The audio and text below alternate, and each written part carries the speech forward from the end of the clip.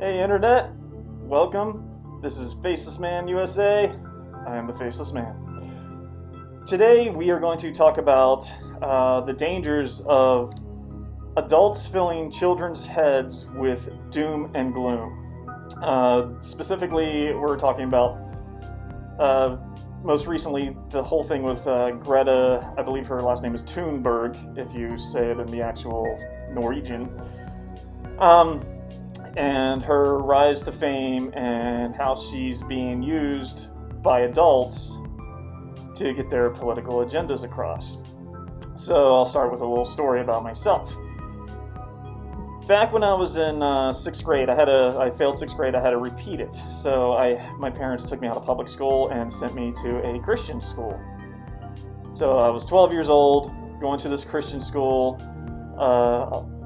immediately being thrown into the whole Christian theology and their end times predictions and stuff like that. My teacher was always talking about how Jesus was going to come back any day, how everything that was happening in the news was a sign that the end times were coming, and we should rejoice because we're going to see Jesus anytime this next week.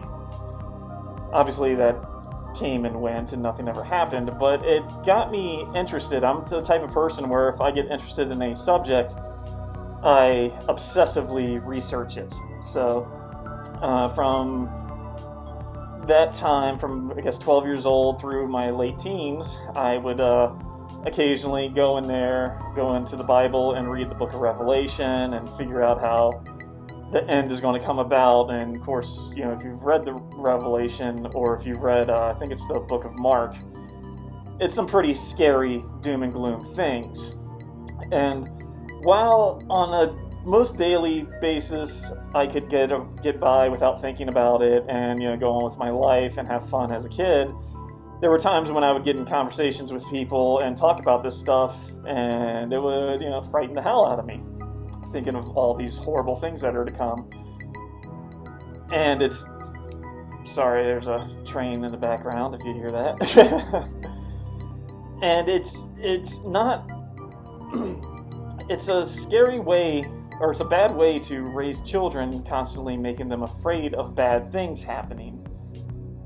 Especially in a first world country like the United States or, Europe. I know Europe is a combination of many countries, but you know what I mean. Don't play semantics with me. So,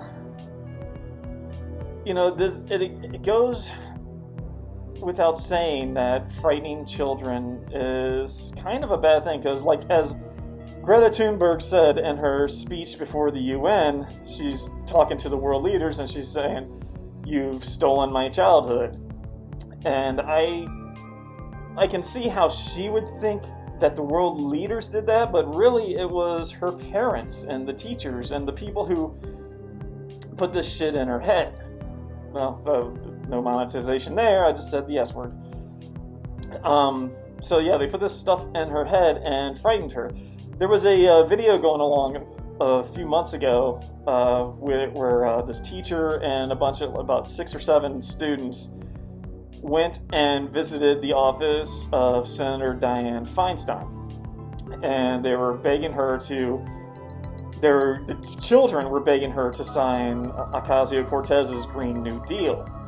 And Senator Feinstein, who is a Democrat herself, said, "No, that's not the way we're going to do it. We have other plans in motion. We're not doing this. It's going to cost too much money," and stuff like that. But I was really, really disappointed that Feinstein did not admonish the 2 teachers that were with these children for frightening the hell out of them. These kids were like, "Oh my God, the world's going to end in 12 years, and we're the ones who have to deal with it," and stuff like that. And I was like, why would you do this? Why do people, whether religious or political or whatever, why do they throw this stuff onto children? Well, I know the reason why, because they know children are an effective tool to get what they want done. People are like, "Oh my God, the children shall lead. Look at what look at what these children are saying. They're so wise, and so they see the world for as it is." But at the same time, it's really, I think it's child abuse. I mean, I've had teachers who told us all sorts of horrible things were coming. I had one who, scratch that. I'm not gonna go into that because I honestly can't think of the examples right now. But telling 6 to 12-year-old children that their life is essentially, they're not going to see their adulthood, basically, is abuse, man. It absolutely is horrible emotional and mental abuse on these children. And these people aren't doing it because they care about this stuff. They're doing it because they want to be right. They want the things done that they want done. And they're using children to do it, and they're frightening them. And these children are going to grow up seeing that the world didn't end, that the second ice age didn't come as it is predicted in the 1970s, that the world didn't catch on fire in 12 years.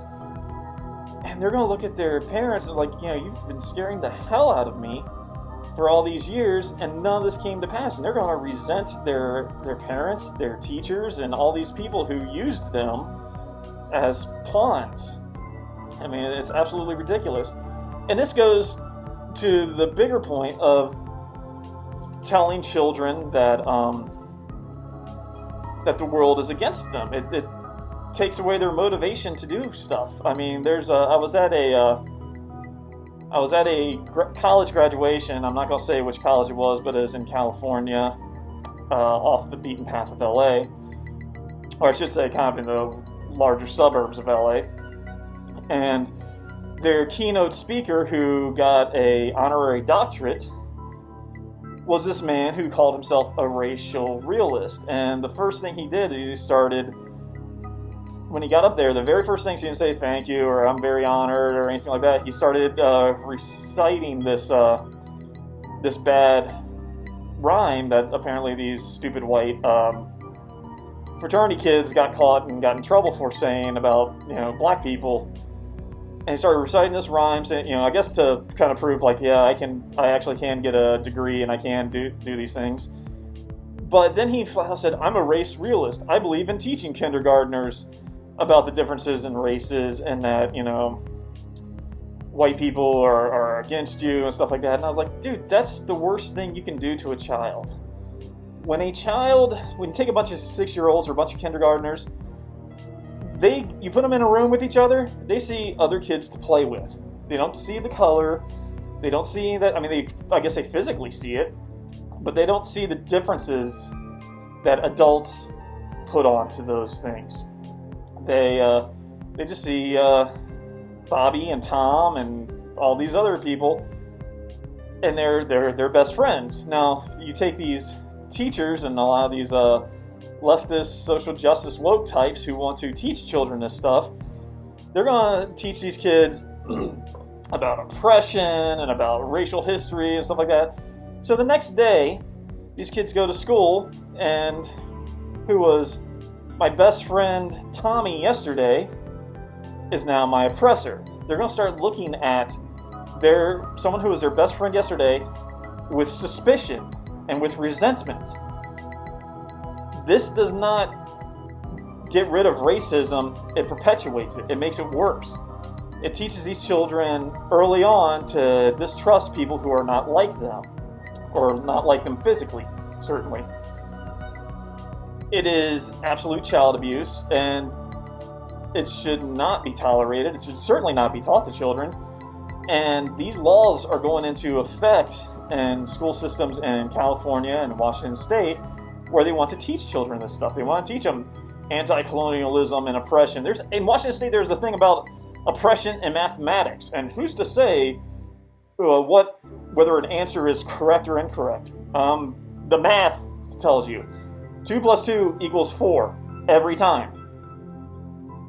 This is a bunch of BS crap. It's all doom and gloom stuff, and it should not be taught to children. It just teaches them to fear the world around them, to fear the people around them, and it sows distrust. It sows discord. It is absolutely ridiculous, and it is evil. And yes, I use that big E, evil. And it's child abuse. Should not be tolerated. that's all I have for you today. If you like my content, please hit subscribe. Please hit that thumbs up button. Please comment. I do respond to comments. If you want to see this channel grow and become more than it can be, or more than it currently is, please subscribe to my Patreon. And this is the Faceless Man for Faceless Man USA, signing off. Have a great day. Get off the internet today and go out, interact with real people, enjoy life. Have a great day.